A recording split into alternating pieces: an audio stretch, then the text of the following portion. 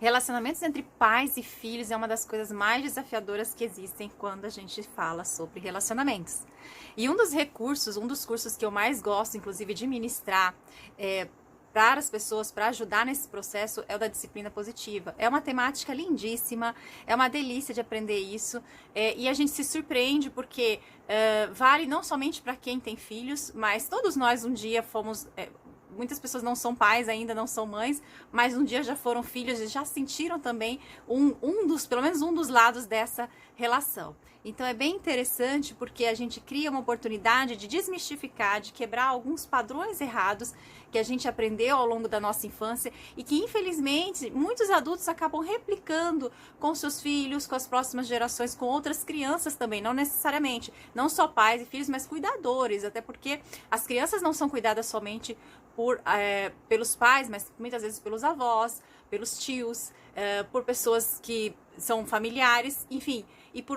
em outras dimensões, outros contextos também, como elas também passam pelo contexto escolar, onde tem outras pessoas, outros relacionamentos que acontecem. Trabalhar com crianças é sempre uma alegria muito grande. Nós aprendemos muito com o comportamento infantil. E dentro da psicologia, a gente tenta sempre trazer orientações importantes que facilitem a vida e esse processo aí desse relacionamento, dessa educação que os pais precisam passar dentro de casa. E a disciplina positiva, uma das bases dela é justamente na comunicação, ou seja, né, é na relação, na educação por meio de uma linguagem firme e gentil, por meio da firmeza e da gentileza. Ou seja, a gente lidar com a criança por meio de uma forma moderada, por meio de uma linguagem que não agrida, que não desrespeite, não vá ferir a dignidade da criança, que é a gentileza, mas também que a gente mantenha, que o adulto possa manter também o respeito e possa fazer com que a criança sinta o respeito pela figura do adulto numa forma também que ele não perca ali a sua posição, o seu posicionamento como uma pessoa que está ali para ensinar e para orientá-lo. O que a gente observa é que muitos adultos possuem um certo medo de ser extremamente permissivos quando se lida com a educação infantil. E é por isso que acaba pendendo mais para o lado do autoritarismo. Até porque a grande maioria dos adultos, das pessoas das gerações mais antigas, tiveram esse tipo de educação mais autoritária. E aparentemente, apesar de isso ter dado muito certo, aparentemente que eu digo porque as pessoas profissionalmente conseguiram muitas coisas, enfim, às vezes as feridas emocionais que ficam, elas não aparecem no mundo externo, não aparecem nas profissões, mas elas ficam internamente no meio de insegurança, por meio de insegurança, de baixa autoestima e de outras questões que acontecem em virtude desse posicionamento mais autoritário. É muito difícil, as pessoas têm uma dificuldade muito grande de conseguir achar esse meio termo entre o autoritarismo e entre a permissividade. A permissividade também, ela é péssima para a criança, ela faz com que a criança acabe querendo ser tipo um reizinho, ou seja, dar o comando, controlar os adultos. Então, a disciplina positiva, ela ensina justamente,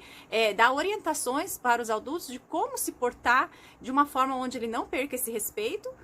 como uma autoridade ali, como uma pessoa que está sendo responsável pela criança, mas ao mesmo tempo que também ele consiga manter essa autoridade respeitando os princípios básicos aí da criança que está em desenvolvimento. A gente tem que levar em conta que a criança é um ser que para ela tudo é novo e ela tem suas dificuldades de comunicação, de expressão emocional. Ela mal tem um vocabulário para expressar suas emoções, ela mal tem um vocabulário para expressar o que ela está sentindo, o que está acontecendo com ela. Então, nem muitos adultos, nem eles próprios, nem os próprios adultos conseguem muitas vezes lidar com essas emoções, ter uma inteligência emocional, e imagina então uma criança. Então esse é um processo que leva um certo tempo, é um processo de mudança, a gente acompanha e dá várias orientações ao longo de um curso que leva essa temática, e eu sou suspeita de falar sobre crianças porque é um mundo que eu adoro. Eu trabalhei 15 anos atendendo crianças e adolescentes na área da saúde, não especificamente na psicologia, na área de odontologia, na área de saúde pública, e era muito interessante porque esse curso também vale, não só, que nem eu disse no começo, para pais, mas também para profissionais de saúde, profissionais da educação, pessoas que trabalham com crianças no seu dia a dia, pessoas que atendem crianças no seu dia a dia, porque todos nós, adultos, precisamos estar preparados para atender a criança, para saber nos comunicar com esse mundo infantil, chegar na linguagem da criança. e conseguir a colaboração dela, a cooperação dela, sem precisar usar de artifícios antigos, né? Artifícios de autoritários.